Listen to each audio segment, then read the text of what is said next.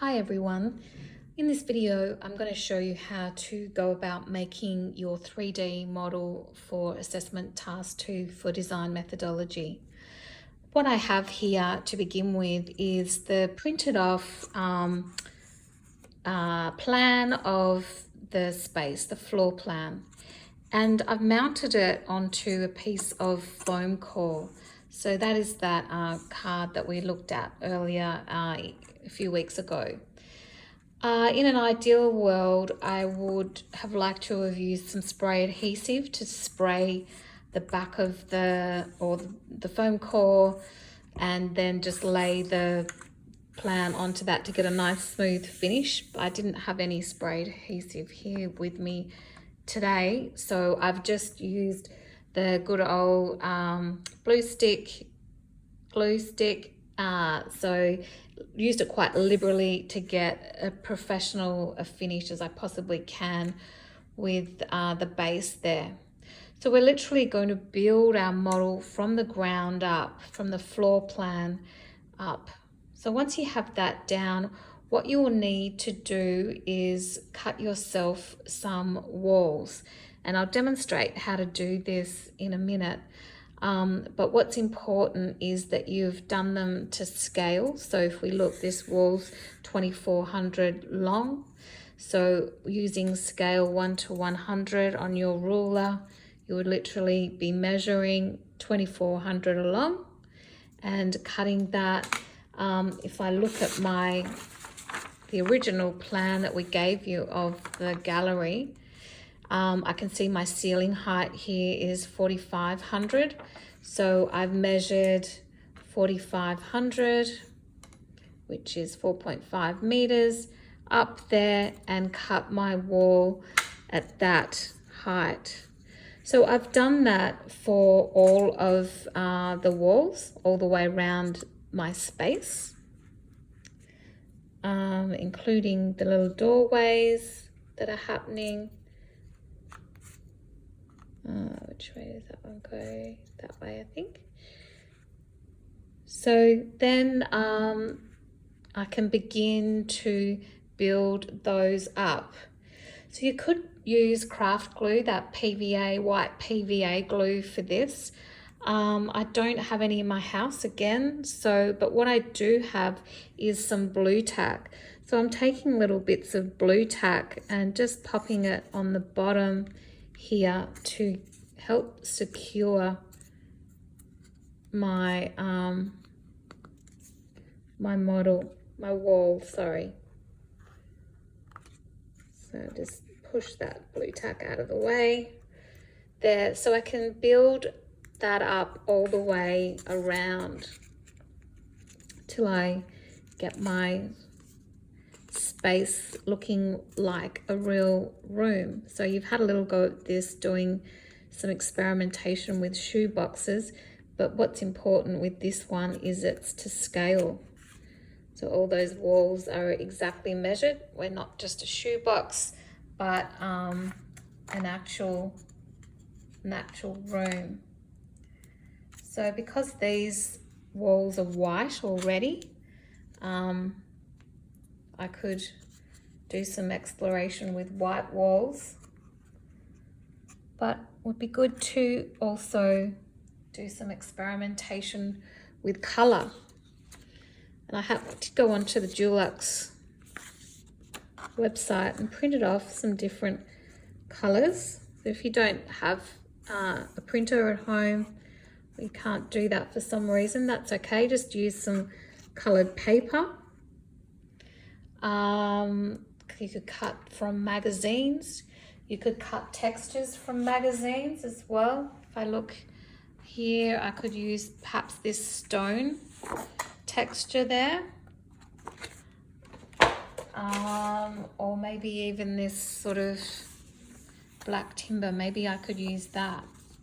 So you need to get a little bit creative, I guess. As interior designers, we like to think of ourselves as being quite creative anyway. So that shouldn't be an issue for us. I can also lay in different textures on the floor. So I've printed off again some timber texture. That's a cool grey. You could do concrete or stone again. Or I could also lay in a warmer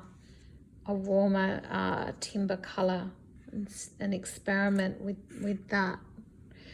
How does that affect the space, that texture? I had some dark coloured walls as well. Really changed the look and feel of the space. But again, nice and neat and to scale.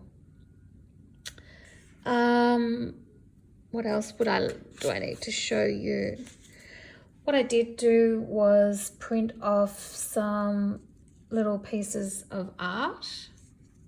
So that could be really useful to see how the colours and textures and the lighting that I've used in the space, how that affects how that artwork is seen. So on the dark walls, quite good, right? Looking at artwork on dark walls. That one might be a little oversized, a little too big, not quite the right scale. This one here might be more like it. You could see what he looks like on white.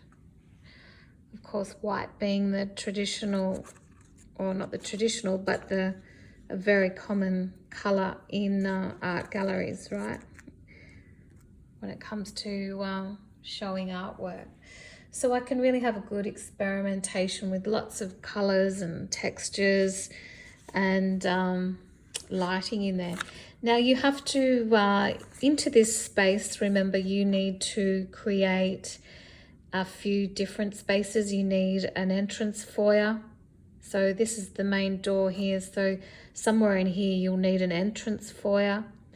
There's a little quiet room that you need to bring into the space, as well as the main gallery area. You also need to create a mezzanine and a staircase. So we're suggesting that you do that in this area out here. Because the height of this ceiling is only 4.5 meters high, we don't quite have enough room for a mezzanine out under here. So what we're suggesting you do, and I think that you'll need to do a little model attached here with your design, but you might need to enlarge this. So you might need to draw it up at 1:50 or even 1:20, just this little space. So you've got the measurements there to do that, 6 meters by 6 meters, this little space. And the ceiling height will need to be at least 6 meters high to get a mezzanine and a staircase happening in that area. So again, you can do a little drawing of the plan and then build it up. So then you might like to experiment with some stairs coming in here, or your stairs, who knows where your stairs might be, and your void. You'll need a void in this space as well. So I would enlarge this and experiment with that as well. It's going to be a little bit too fiddly for you otherwise. What else did I want to show you? I did cut out a little figure, a little man at 1:100. So you can see that's very helpful in the space. So just worked out the height at 1700 and drew a little figure. Very hard and fiddly to cut out at that size, but I did another one. This one's on regular card, and then this one's on foam core. So he's got a little bit more thickness to him, so he might stand up on his own accord, but it gives you a bit of an idea of how many people will fit in the space.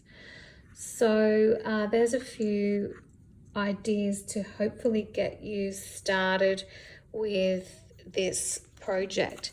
I do have some texture there, so you think maybe in your private spaces the texture could be working well. The other thing that I've got is some yellow trace. Maybe I need some color somewhere. I could use some yellow trace. So they're the kinds of things you're going to need. Just going to bring this into view, which is my cutting mat. So if you don't have a cutting mat, you can use the back of a magazine, something like that, to use as the surface to cut on, so you don't ruin your surfaces. So what you will need is a steel rule and a very sharp Stanley knife. So if your blade's blunt, snap that off so you've got a nice fresh one. And you need to, when you're cutting, you need to just score slowly. So don't try and cut through to the base in one hit. Do a few slices or scores into the surface and you'll feel it finally break off, and you'll have a lovely, beautiful, crisp edge rather than a horrible edge like this one over here where it's all ragged. So that's what we don't want. We want to be nice and clean, and that's the way you do that. So I hope that's given you some ideas on how to start making your model and getting underway for assessment task 2.